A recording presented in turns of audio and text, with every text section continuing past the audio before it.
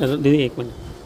नमस्कार मित्रांनो, हे बघा आम्ही एका यात्रेमध्ये गेलेलो की आमच्या इथे धर्मराज फाउंडेशन यांची मेला लागते, त्या मेल्यामध्ये गेलेलो आहे.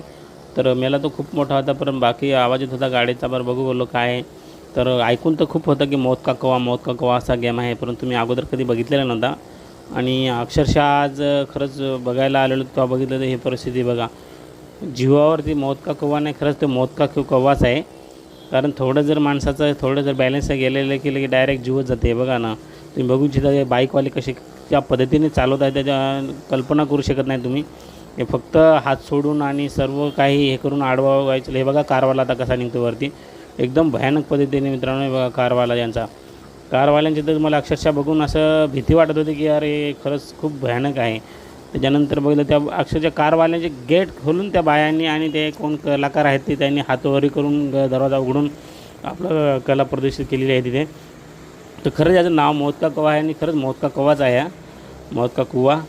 तर खूप भयानक हे बघा, बघू इच्छिता तुम्ही व्हिडिओमध्ये. ते ॲक्च्युली काय खूप आवाज येत होता, दंदन कारमधून मला पण भीती वाटत होती व्हिडिओ काढत असताना. बरोबर जर मोबाईल गिबाईल पडला किंवा काही जर झालं तर मी पडलो तर.